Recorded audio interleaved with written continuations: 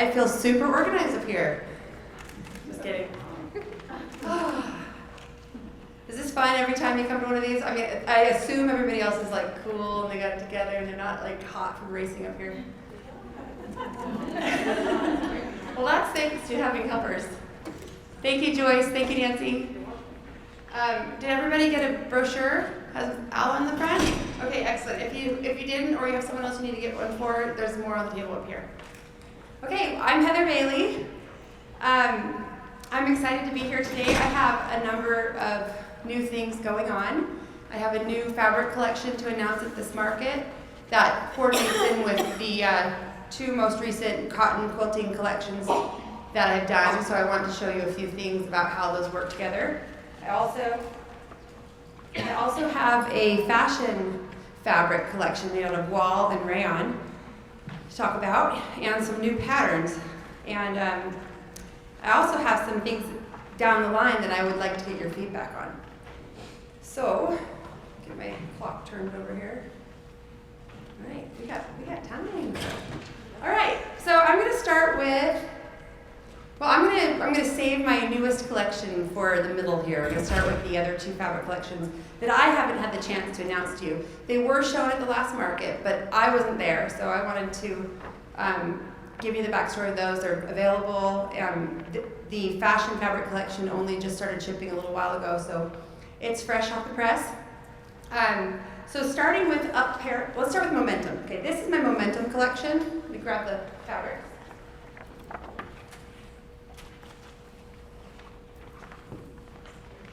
And they're a mixture of cotton wools and rayon fabrics. If you haven't had a chance to feel these fabrics, you must. And I'm going to pass this quilt around so you guys can get your hands on it. They are designed, the prints I included in this collection, you'll notice, are a little bit different than what I have in my standard cotton quilting collection. I don't have any bold, vintage style florals. I've kept it more geometric, though there are organic forms in there. But the goal here was to have prints and patterns that were flattering to the human figure at a proper scale, that wouldn't overpower your style, but enable you to take it whichever direction you want. So if you wanted to do a soft turquoise shirt, you could. If you wanted to go bolder and put red trim on it, they would work together, but it wouldn't dictate your look. So these are fantastic for shirts, children's clothing. I am stunned at the way they work for quilting, actually, and I'm going to pass this around right now. Yeah. So you guys can just pass that around and feel it. Sure. These are the rayons, and these just came out of the bag, so they're a bit wrinkled up here. And these are the walls. So in this group, I've got mustard. Let me give you a preview of some of these. There's a polka dot.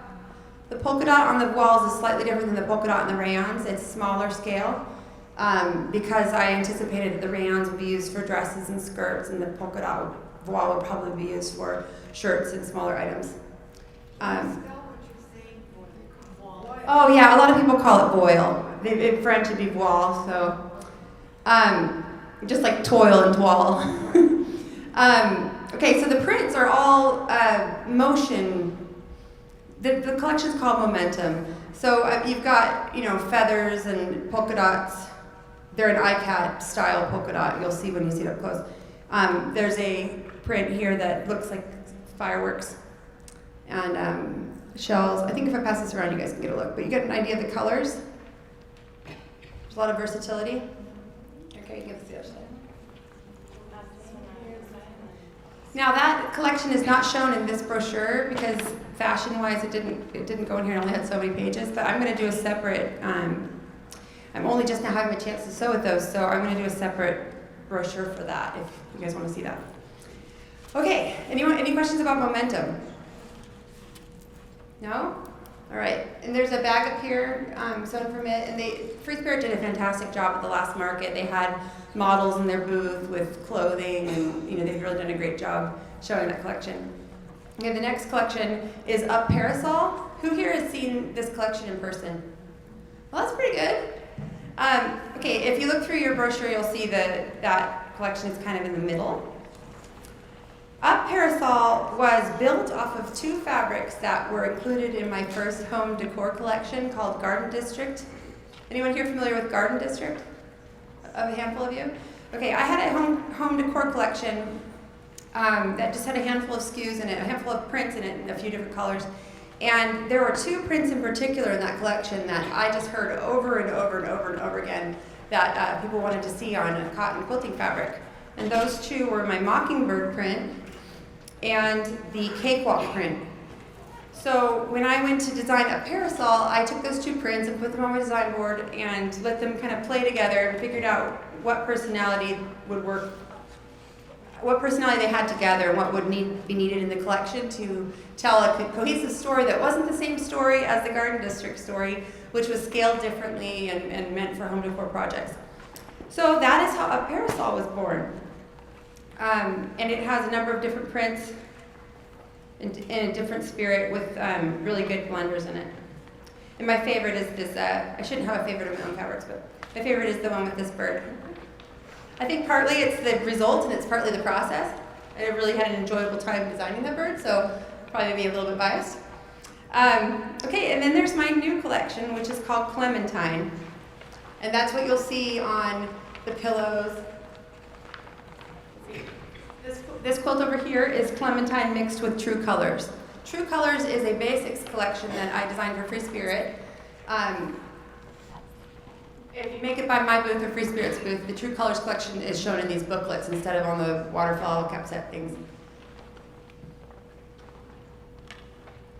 So it's back in here. There's a number of kind of geometric prints that are meant to coordinate with my collections over a period of time. Okay. So Clementine, this quilt over here is mainly Clementine. This one is Up Parasol mixed with True Colors and with some FreeSpirit solids. And this quilt up here is made entirely of Up Parasol, except for the mustard color in there. All right, so Clementine, checking my time. Oh my gosh, we're doing great. Okay, Clementine was meant to have a nostalgic, modern 60s kind of feel, a little bit, as I put in the writing, reminding of banana seat bicycles and summertime and fresh squeezed lemonade stands, without taking that too literally. And because I wanted it to harmonize with a parasol, I wanted it to have a distinct personality but still work together on the shelf for your customers. So a parasol, you'll notice, has a little bit more of a feminine, frilly kind of feel to it. And Clementine has more of a straightforward, coming up with these adjectives right now, graphic look to it. They're meant to go together, but work entirely on their own as well. And in that collection, in the new collection, one of my favorite prints is Summer House. If you look at that up close, you'll see that there's a little house in there and some birds pecking seeds off the ground. I also love this Dandy Bloom print that has the look of kind of the inner clock workings. And that's what inspired the blocks on this quilt over here. This is a new pattern that I will be, this should be out and shipping by December 1st. Let's see. I'm trying to think what questions you might have about it. I guess we can ask you. I haven't published any quilt patterns before. I've only done them as the free patterns that are part of promoting a collection. So these will be my first published quilt patterns. The other one is this, what I'm calling Prize Bloom, this quilt up here.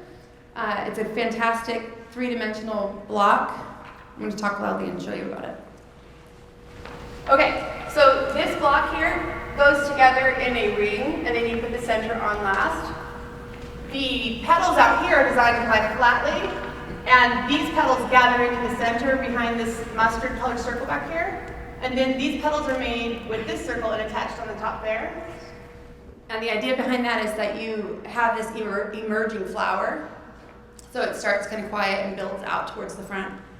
And as far as techniques go, this gives you a hand at some gentle curved piecing. It's not a full half circle or quarter circle. And also sewing inverted corners. I think that's the name for it, where you've got where this piece right here comes into here. But what's so great about it is you get a chance to play with it, but you don't have to make like 24 of these things, right? You make one, you learn the skill, you finish it up, and you did that. So then the other blanket, I'm actually toying with the idea of offering quilt templates, which these aren't going to be very visible from, but they're on the back of your cover. And I would love, if you want to come see me at my booth sometime this weekend, I'd love your feedback on that and whether that's a good idea, whether that works for you in your stores, and what price points and whatnot would work, because I have to make sure I can make it work on my end. Okay, so as far as, have we collected business cards? Okay, I'm going to start doing that right now. Oh, I want to collect your cards so I can give you guys some free presents. Or whatever you want to give me with your name in there so I can give you goodies. And honestly, I have to be truthful, these were grabbed very quickly on the way out the door, so we've got a fun little random smattering of things that I can grab quickly. No, you go ahead. It's okay. You want to take a step out there. All right, so this is Carrie Golder. She has been priceless to me this week, helping me get ready. My husband just had to go catch his plane, and we had a snafu with some print that we did for our booth. And anyway, I'm left doing all the manly jobs in the booth, so Carrie's been helping me out. And she has a book out called Sewing Tales to Stitch in Love by F&W with a lobster and some woodland creatures. It's pretty cool. Right. I don't know. Let me see. Joyce, do you know what batting is used in this? You may not know either. My mom wanted to know the same thing when she felt that. Do you think you could have a feel in this momentum quilt? Okay. Okay, so Joyce said it's most likely the silk cotton batting. I didn't make that quilt. That was a sample from, I know, isn't it great? I love the design on it too. Joyce, is that a pattern that's available? That quilt? Is it on your site? Okay, so that pattern is available on the FreeSpirit site. Thank you. It's all right. Okay, so then when it comes to new patterns, I have to tell you I am terribly excited to introduce my owl pattern. I have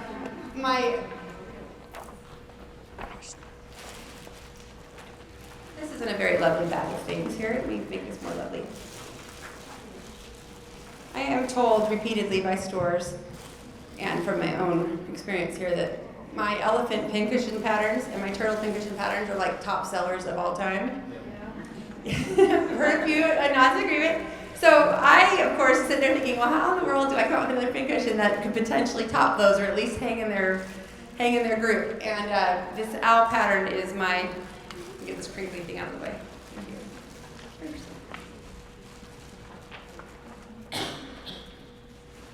These are my new pincushion. They come as one pattern. You can make them in either size.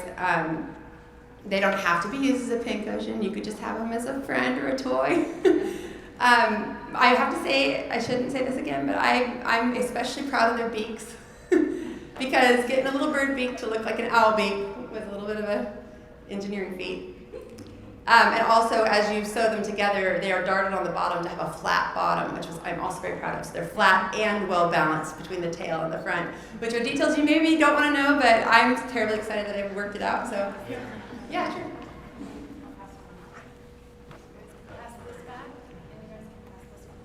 This pattern is completely written, illustrated. It just doesn't have its cover yet. My tentative name for it is Edgar Owl and Poe. But I am curious if you have them in your store under that name. If you'll have customers come in and say, do you have the Edgar Allan Poe pattern? I want to know what kind of creepy pattern that is. I'm not totally sure about the name, but do you guys like that name? Yeah. Okay, all right. I know I'm like, okay, how cheesy and funny can I get here? Okay, so then that's a new pattern coming out. You can see lots of variations of this little owl on the opening spread of the brochure. And also new will be this little backpack pattern over here. Super fun to make. It has a curved seam in it, so again, you get your chance at a new skill, but it's not overwhelming. The rest of it goes together very easily.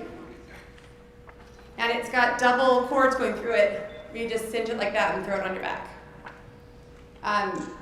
Totally fun to make, honestly. My mom was with me when I was sewing this, and I was like, oh my gosh, this is so much fun. That has a business card. Oh, okay. Ooh, this is, no, you guys are like, don't put that down, don't put it down. Don't use that. Okay, how are we doing on time?